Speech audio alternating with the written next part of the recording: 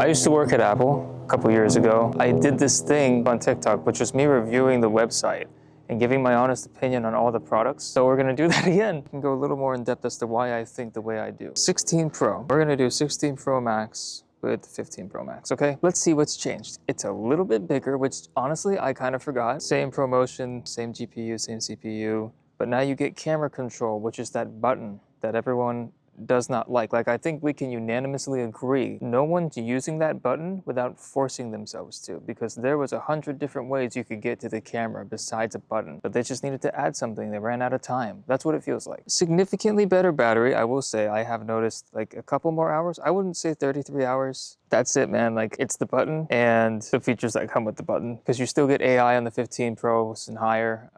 There was no reason to upgrade. Let's look at the 16 compared to the 15, because weirdly enough, there's a 2-generation chip jump, and they did this so that it could have AI. I do feel like it feels faster than the 15. Yeah, it's all right. I still wouldn't recommend you get it. I'm gonna say cutoff is 12 Pro, because then you're gonna get ProMotion, 120 refresh rate, bigger display, Apple Intelligence, you're getting 4 generations above your current chip, more cores on your GPU, which you will notice, better camera setup. 12 Pro, terrible battery. You're getting USB-C.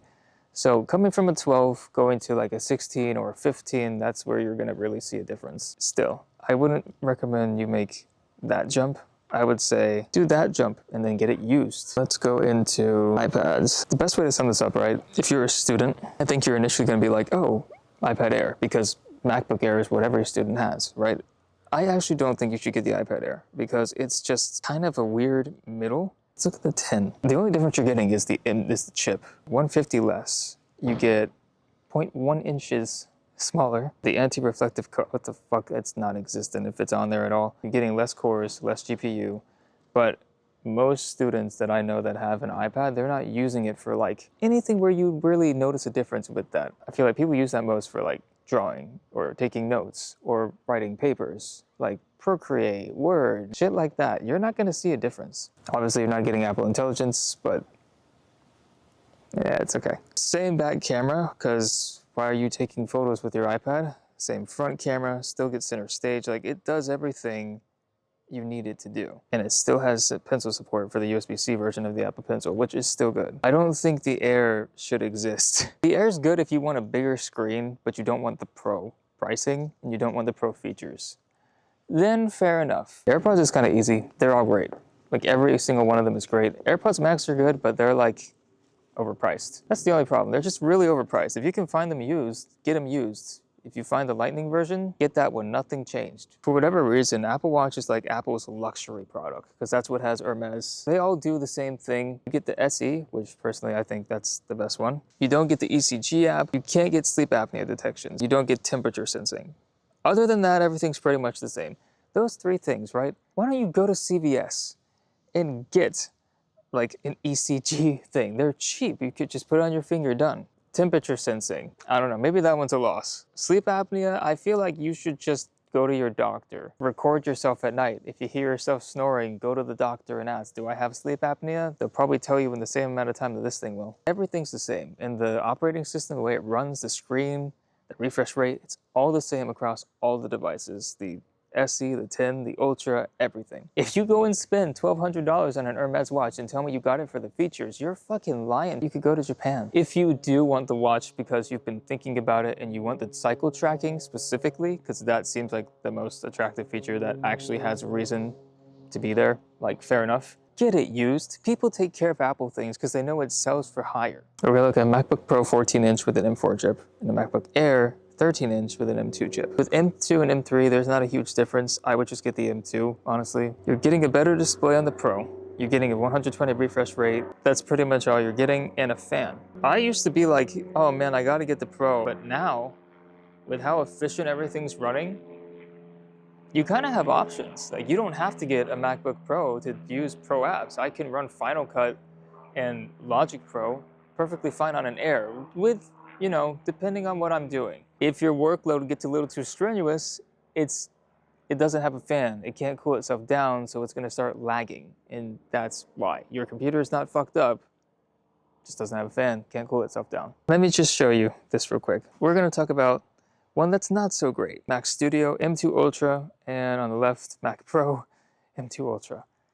These are the two like best, most powerful Macs Apple makes currently. One is $19.99, the other is $69.99. Yeah, so there's not like a real good reason for that either, because if you continue going down, you'll see you can configure it to the exact same specs, everything. They both have Apple Intelligence support.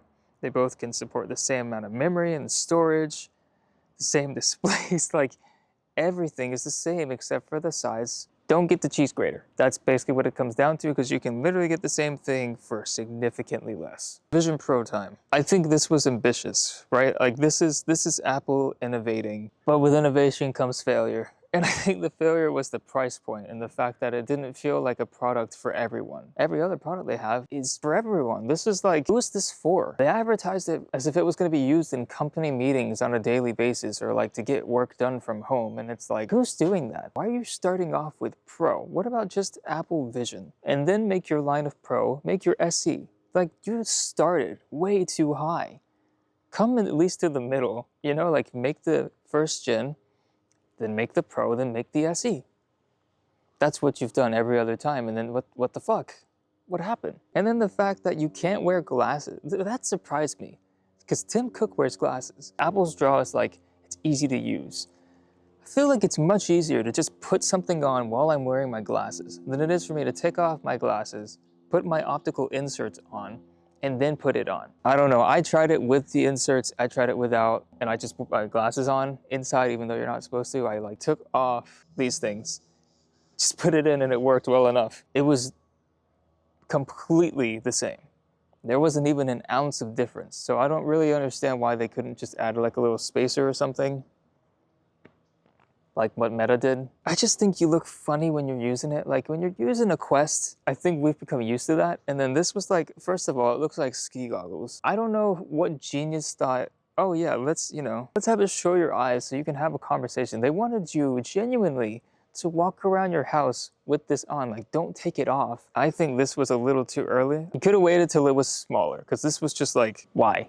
I love using Apple products, but I do feel like the past 3 years, I have seen very little innovation. Do something different. It feels like a money thing. Every year something comes out and it's like the smallest little upgrade you could possibly jam in. It's just like something tiny or something forced, like USB-C. That wasn't Apple, that was the EU. You can thank them. It's frustrating. It just feels like I'm getting ripped off and I don't have a choice. Can you just make like a folding phone? Do you remember when the phones were iPhone S? That was great. It felt like an optional upgrade. I think now when people look at like the new phones that are coming out, they see it as like, oh, it's a new number, it's a new phone, I should get the new phone.